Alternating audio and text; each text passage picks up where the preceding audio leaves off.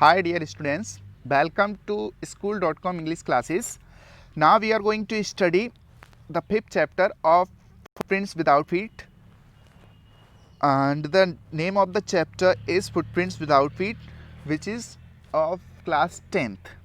तो class 10th का chapter 5 footprints without feet, जो कि फुटप्रिंट्स विदाउट फीट बुक से है, उसे हम आज पढ़ेंगे, देखेंगे किस तरीके से इसकी शुरुआत होती है। तो फुटप्रिंट्स विदाउट फीट जो है ये क्वेश्चन रेज करता है, can a man become invisible, क्या कोई व्यक्ति जो है वो इनविजिबल हो सकता है।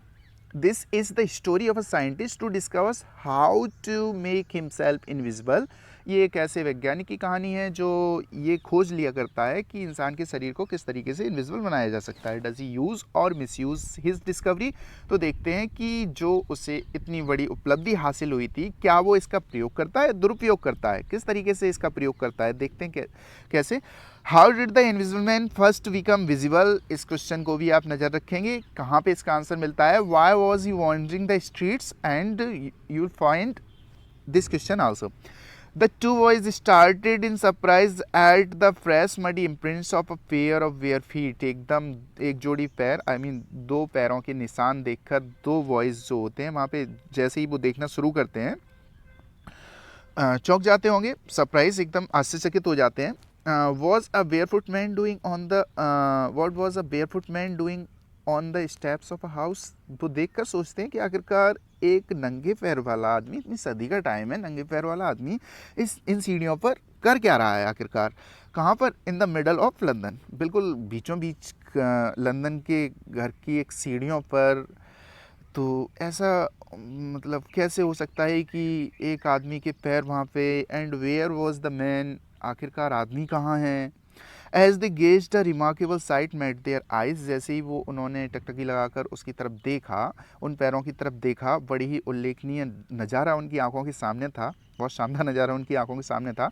अ fresh footmark appeared from nowhere, उसकी आंखों के सामने ताज़ा एकदम जो कीचड़ से सने हुए पैर थे उन सामने थे, लेकिन पता नहीं कहाँ से कैसे आ रहे थे, केवल पैरों के निशान। Further footprints followed one after another, फिर क्या था कि एक के बाद एक जो पैरों के निशान थे वो आगे बढ़ते हुए चले गए। Descending the steps and progressing down the street, वो जो पैर थे वो सीढ़ियों से नीचे उतरते हुए चले आ रहे थे, वो पदचिन्ह जो थे नीचे की तरफ जा रहे थे सीढ़ियों से, और फिर किधर को चलना शुरू कर दिए उन्होंने, स्ट्रीट की तरफ। The boys followed fascinated until the muddy impressions became फेंटर and फेंटर, जो लड़के थे उन्होंने उन पैरों का तब तक पीछा किया क्योंकि वो आकर्षक इतने लग रहे थे। अजीब चीज़ थी वहाँ पे कि कोई इंसान तो है नहीं, लेकिन पैर जो हैं चल रहे हैं, उनके निशान दिख रहे हैं साफ। तो ये बहुत आकर्षक चीज़ लगी उन्हें, और वो उनका पीछा तब तक करते रहे जब तक कि वो बिल्कुल मिट ना गए हों, बिल्कुल धीरे धीरे ख़त्म हो गए हों। And at last disappeared all together, और फिर क्या होता है अंत में, पूरी तरीके से वो ख़त्म हो जाते हैं, गायब हो जाते हैं। The explanation of the mystery was really simple enough, जो अगर हम आपको रियलिटी बताएं तो उसको समझना बड़ा ही आसान है, बड़ी आसानी से आप समझ सकते हो। The bewildered boys had been following a scientist who had just discovered how to make the human body transparent. तो जो भौचक्के या चौंके हुए लड़के थे वो क्या कर रहे थे, एक ऐसे साइंटिस्ट का पीछा कर रहे थे जिसने अभी अभी ये खोज कर ली थी कि ह्यूमन बॉडी को किस तरीके से ट्रांसपेरेंट बनाया जा सकता है। ट्रांसपेरेंट पर बिल्कुल एक पार से दूसरी पार देखा जा सकता है, ऐसी बॉडी बना दी थी उसने। Griffin the scientist had carried out experiment after experiment to prove that the human body could become visible. अब क्या था, ग्रिफिन नाम का जो वैज्ञानिक था उसने एक के बाद एक कई सारे प्रयोग किए, और एक प्रयोग के थ्रू उसने ये करके दिखा दिया कि इंसान के शरीर को अदृश्य किया जा सकता है। Finally he swallowed certain their drugs and his body became as transparent as a sheet of glass, though it also remained as solid as glass. क्या था कि उसने जो भी ड्रग अपनी रिसर्च में बनाया था उसे उसने स्वालो कर लिया, निगल लिया, और उसके बाद क्या होता है कि उसकी बॉडी जो थी वो ट्रांसपेरेंट हो गई, बिल्कुल उसी तरीके से ट्रांसपेरेंट जैसे कि एक शीट ऑफ ग्लास हुआ करती है ना। और जो लेकिन हालांकि ये था कि उसकी जो बॉडी थी शीट ऑफ ग्लास की तरह ट्रांसपेरेंट तो हो गई थी, लेकिन सॉलिड भी वैसी ही थी। ऐसा नहीं है कि आप उसके आर पार निकल जाओ, केवल देख सकते थे। ब्रिलियंट साइंटिस्ट दो he was, Griffin was rather a lawless person. था तो बड़ा ही बुद्धिमान साइंटिस्ट, वैज्ञानिक, लेकिन किसी नियम कानून को मानने वाला नहीं था। His landlord disliked him and tried to eject him. उसके जो मकान मालिक थे वो उसे बहुत ज़्यादा नापसंद करते थे और उसे किसी भी तरीके से कोशिश किया करते थे वो उसके घर से निकल जाए, है ना। In revenge Griffin set fire to the house. अब क्या है कि ज़बरदस्ती वो निकालने की कोशिश कर रहे थे उसके लैंडलॉर्ड, तो उसने उसके घर में आग लगा दी। To get away without being seen he had to remove his clothes. अब क्या था कि उसे वहाँ से निकलने के लिए क्या करना पड़ता था, कहीं पे भी अगर इनविजिबल होना है तो उसकी फर्स्ट कंडीशन भी थी कि उसे क्या करना होता था, अपने सारे के सारे कपड़े खोलने होते थे, सारे कपड़े निकालने पड़ते थे। Thus it was that he became a homeless wanderer. अब क्या था कि जिस घर में वो रह रहा था उस घर के मकान मालिक नहीं चाहते थे कि वहाँ पे रहे, इसे वो डिसलाइक करते थे, इसे गुस्सा आ गया, उनके घर में आग लगा दी। जब अपने जिस घर में रहता था वहाँ आग लगा दी तो अब रहने के लिए तो कुछ बचा नहीं, है ना। तो वॉन्डरर होमलेस बन गया, कहीं पे भी घर था नहीं, आवारा ऐसे ही घूमते फिरता। विदाउट क्लोथ्स, अब तो कपड़े भी नहीं। विदाउट मनी, तो जब कपड़े नहीं तो पैसे कहाँ से आएंगे, हाथ में पकड़ के थोड़ी ही घूमेगा। अब पूरा का पूरा इनविजिबल, हाथ में अगर मुट्ठी में पैसे भी पकड़ेगा तो केवल पैसे दिखेंगे चलते हुए। एंड क्वाइट इनविजिबल, पूरी तरीके से इनविजिबल, अदृश्य था। until he happened to step in some mud and left footprints as he walked।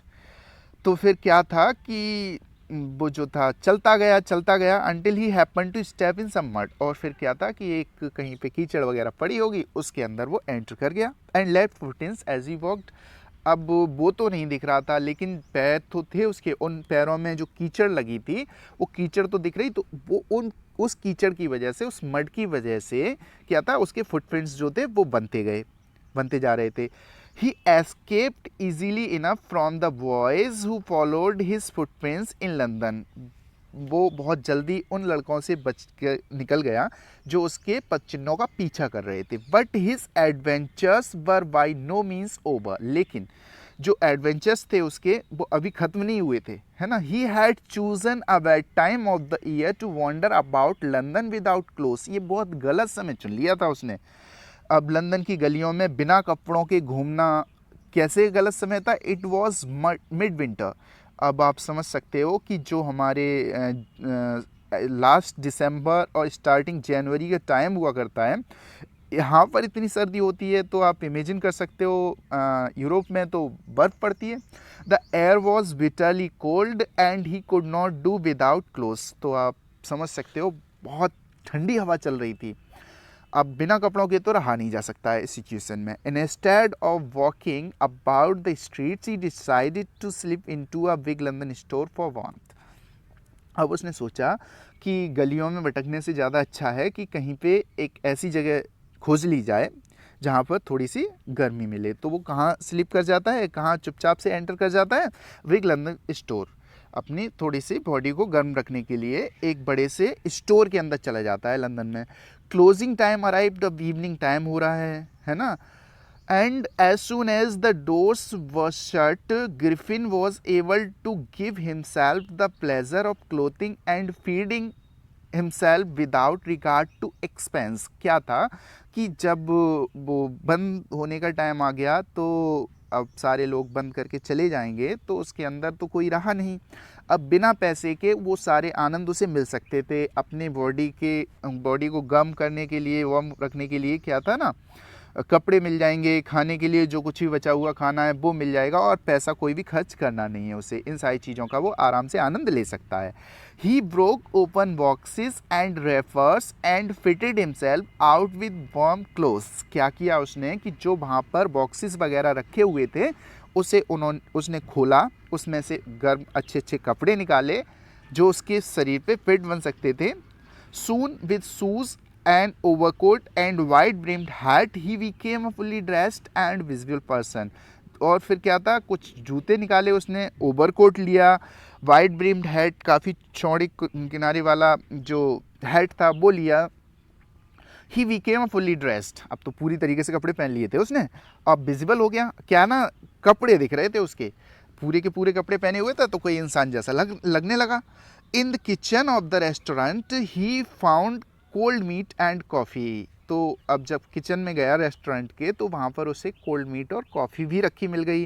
And he followed up the meal with sweets and wine taken from the grocery store. अब क्या था कि एक बड़ा सा स्टोर था, सारी की सारी चीज़ें अवेलेबल थी वहाँ पे, तो ग्रोसरी स्टोर में गया और वहाँ पे जो भी उससे उपयोगी वाइन वगैरह भी ले ली उसने, स्वीट्स वगैरह भी ले ली, सब कुछ खाने पीने लगा। Finally he settle down to sleep on a pile of quilts, तो कुछ गद्दे रजाई कुछ का ढेर लगा हुआ होगा, उसके ऊपर जाकर वो सो जाता है।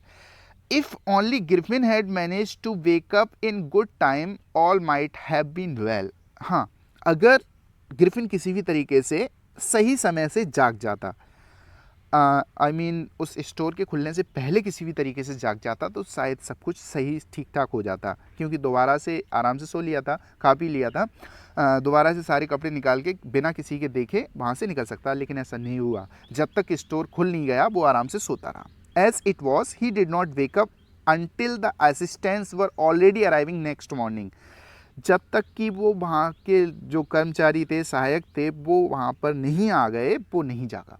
When he saw couple of them, जब उसने दो लोग वहाँ पर आते हुए देखे, approaching, he panicked and began to run, वो एकदम डर गया और वहाँ से भागना शुरू कर दिया। They naturally gave chase, जैसा कि स्वाभाविक था, वो उसके पीछे पड़ गए। In the end, he was able to escape only by quickly taking off his newly found clothes. अब क्या था कि एक ही तरीका था उसके पास बचने का, और वो कौन सा था कि अपने कपड़े निकाले, वो इनविजिबल हो जाए और वहाँ से भाग ले, वही किया उसने। So once more he found himself invisible but naked in the chill January है। लेकिन हुआ क्या, अपने आप को दोबारा से वो क्या पाता है, नेकिड, और ये जो समय है आपको बता रखा है पहले से ही, बहुत ही ज़्यादा जनवरी, चिल एकदम, जनवरी की ठंड, आप एक अंदाज़ा लगा सकते हो, वो भी यूरोप में। This time he decided to try the stock of a theatrical company in the hope of finding not only clothes but also something that would hide the empty space of the shoulders. तो क्या था, उसने देखा कि theatrical company in the hope of finding not only clothes but also something that would hide the empty space of his shoulders. क्या, जब कब वो कपड़े पहन लिया करता था तो हमने बताया एक इंसान जैसा लगने लगता था, लेकिन जितना भी उसकी बॉडी कपड़ों से ढक जाया करती थी उतना ही वो इंसान जैसा लगता था। अब आप सोचो कि चेहरे पर तो कुछ बांध नहीं लोगे, अब उस पर बांधने के लिए कुछ ना कुछ चाहिए आपको जिससे कि चेहरा भी विजिबल हो, तो अब उसका जो फेस है वो इजीली विजिबल नहीं हो सकता था। उसने सोचा कि क्यों ना कोई एक ऐसी जगह ढूंढी जाए, कोई ऐसी शॉप या कोई स्टोर वगैरह ढूंढा जाए जहाँ पर कुछ ऐसे कपड़े मिल जाएं जो कि उसके कंधे के ऊपर के स्पेस को भी कवर कर सकें, तो उसे पूरा का पूरा अपने आप को कवर करके चलने में कोई इशू नहीं होगा, है ना। तो hope of finding not only clothes but also something that would hide the empty space above his shoulder, तो दोनों चीज़ें हैं ना, तो ये सारी चीज़ें जो थी उसके फेस को कवर करने के लिए केवल एक जगह मिल सकती थी, और वो कौन सी जगह थी, थिएटिकल कंपनी वगैरह हुआ करती है ना, तो वहाँ पर कुछ ऐसी चीज़ें मिल जाती हैं जो नाटक वगैरह करने के लिए मुंह पे बहुत सारे लोग लगाया करते हैं, स्ट्रिप है या फिर मास्क है या कुछ और भी ऐसी चीज़ें हुआ करती हैं जिससे कि फेस को कवर किया जा सकता है। Shivering with cold he hurried to Drury Lane, अब एक ये प्लेस का नाम है ड्रूरी लेन, तो उस जगह की तरफ वो कांपता हुआ ठंड से तेज़ी से चलने लगा। The centre of the theatre world, अब ये जो ड्रूरी लेन था वो किसकी वजह से फेमस था, ये centre of the theatre world था, यहाँ पर साजो सज्जा का सारा सामान कुछ मिलता होगा। ही सून फाउंड अ सूटेबल शॉप, और उसने जल्दी ही एक जिस तरीके की शॉप की उसे खोज थी वैसी ढूंढ ली। He made his way invisible of stars and came out a little later wearing bandages round his forehead, dark glasses, false nose, big bushy side whiskers and a large hat। क्या क्या उसने खोजा वहाँ पर, जब वो अंदर गया, अंदर तो इनविजिबल होकर गया था, और अंदर से जब बाहर निकला तो एकदम विजिबल होकर निकला थोड़े ही टाइम बाद। तो उसने वहाँ पर जो था बैंडेजेस राउंड हिज हेड, अपने माथे पर सिर पर बैंडेजेस बांध ली। डार्क ग्लासेस पहन लिए जिससे कि आंखें अंदर ऐसा नहीं हो होलो दिखाएं एकदम। फॉल्स नोज़, नकली नोज़ लगा ली। बिग वसी साइड विस्कर्स, और काफ़ी बड़ी बड़ी गलमुच्छे जो होते हैं मूछें, वो लगा ली। एंड अ लार्ज हेड, और एक बड़ा सा हेड पहन लिया, इसकी वजह से सिर इनविजिबल ना रहे। To escape without being seen he carelessly attacked the shopkeeper from behind, और वहाँ पे बिना किसी के देखे ऐसा उसने इसलिए किया ताकि कोई उसे देख ना पाए। ही केयरलेसली अटैक द शॉपकीपर, उसने बड़ी ही कठोरता से, निर्दयता के साथ शॉपकीपर के सिर पे वार कर दिया, कुछ दे मारा फ्रॉम बिहाइंड, पीछे से। After which he robbed him of all the money he could find, और उसके बाद जो कुछ भी पैसा उसके पास था वो सारा का सारा उसने लूट लिया। Further we will watch in next class.